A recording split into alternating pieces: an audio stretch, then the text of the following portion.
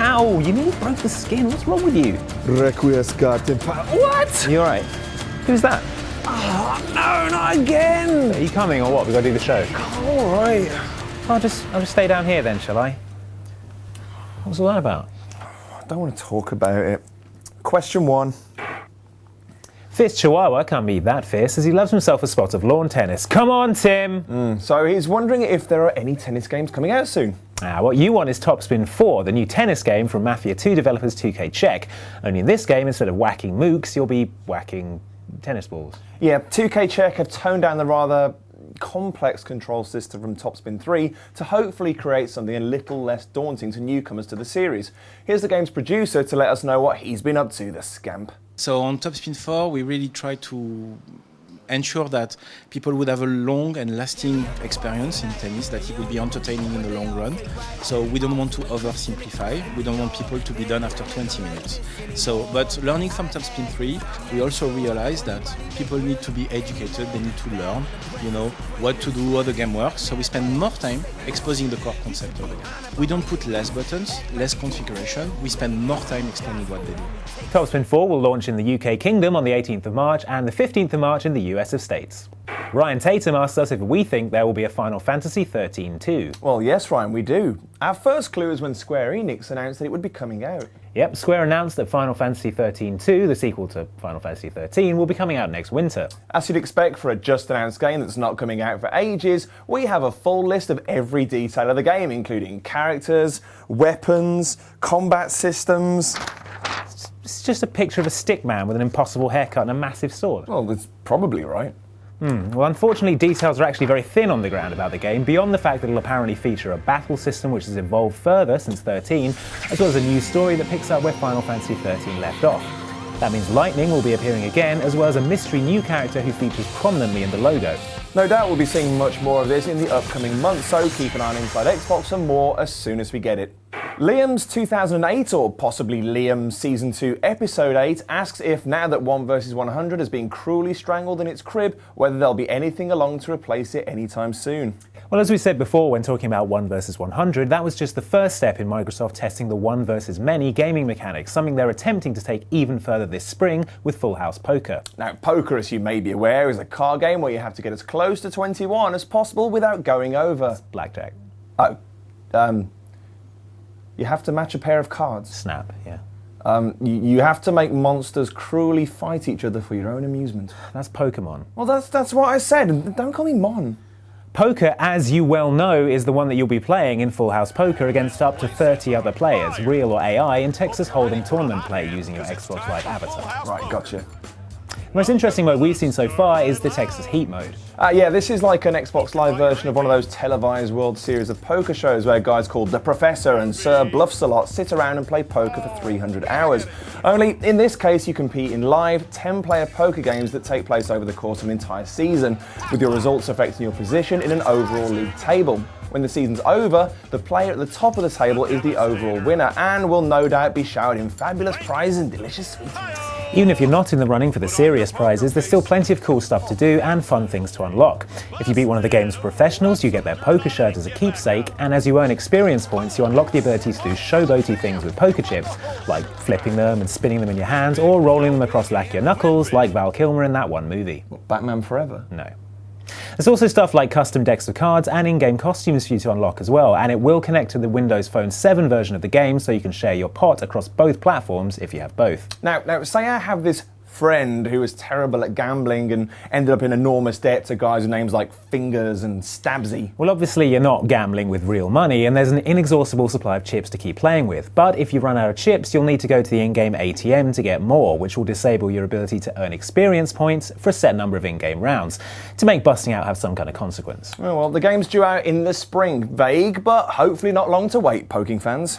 God, they're demo crazy, these people. Yeah, which people? Well, the ones asking about demos, like this Ryan Nick guy on Twitter. He's all like, is there going to be a Bulletstorm demo? Like, we'd know anything about that. Oh, well, that's fortunate, because there actually is a Bulletstorm demo coming to Xbox Live on the 25th of January. Oh.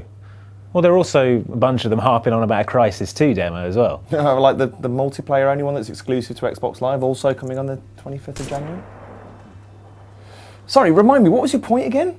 I've forgotten. Shut up. Now, you probably saw Avatar Connect when it was announced at CES a couple of weeks ago. Yep, it's a new 360 app coming this spring that uses Connect to track your body and face to create a massively expressive chat room. What you might be wondering is how detailed it is and how it actually works. Well, luckily it takes very little time to explain, even less if we show you this video. Let's take a look at the technology behind Avatar Connect.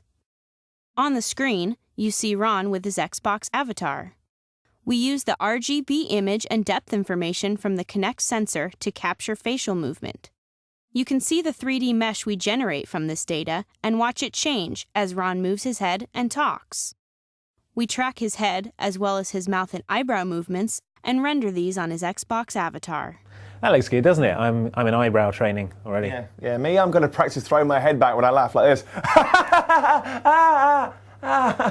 Yeah, probably need more practice. Sideburn Slayer claims that his violent one-man vendetta against the humble mutton chop will continue unabated unless he gets some Homefront news. It's not stated outright, we're just reading between the lines.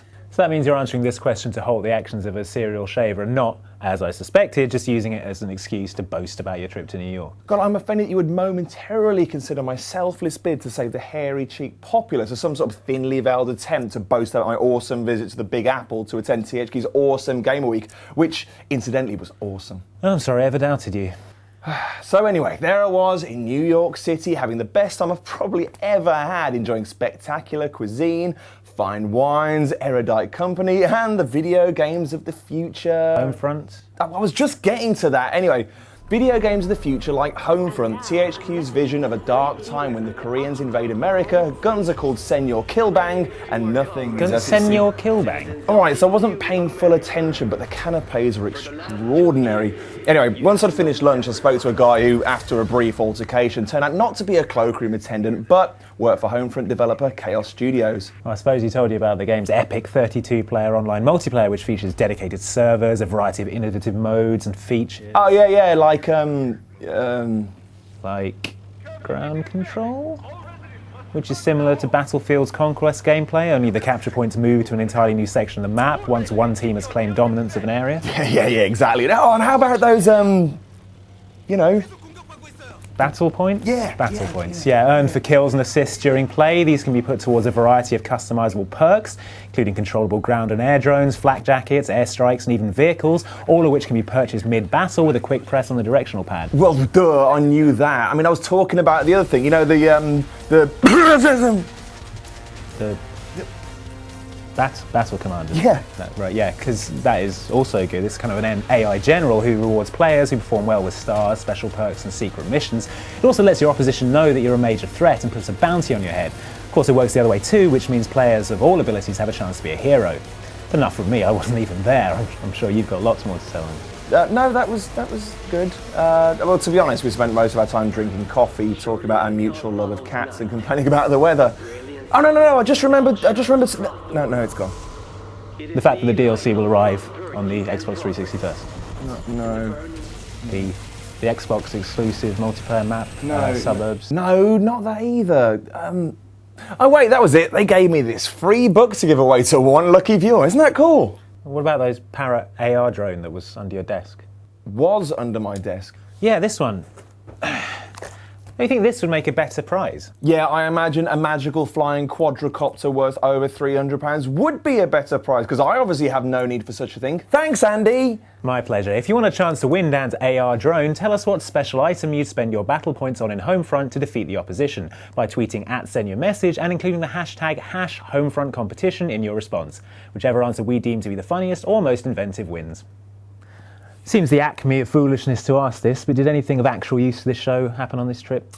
Karaoke? No. Steak dinners? No. Some sort of confirmation that Saints Row 3 will be revealed soon? No. Wait, hang on. Yes. Burton UFC was saying he wanted to know more about that. Oh, God, you're so picky. Right, well, I spoke to the guy who co-wrote The Rocketeer. Glad to see your sources are as reliable as ever. Who just so happens to be THQ's Vice President of Core Games. Oh, probably should have led with that. Well, I'd done some journalism at him and this is what he said.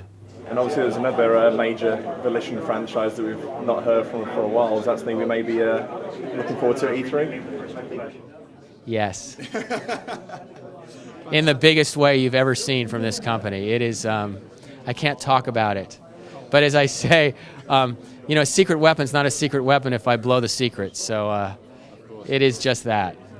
And that's it for this week's show. If you've got a question you need answering, then you can certainly do a lot worse than sending it to the gamertag SentUAMessage. Emailing us on SentUAMessage@hotmail.com. At replying us on the Twit network to the tweeter title SentUAMessage. Giving Mark Zuckerberg cold hard cash monies by writing on our Facebook wall at thefacebooks.com/SentUAMessage. Or by sealing it in this envelope, which I will now divulge the contents of using the power of my mind.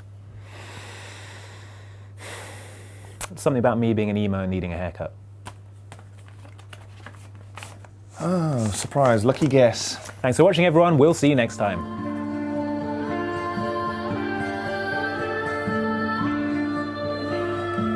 What?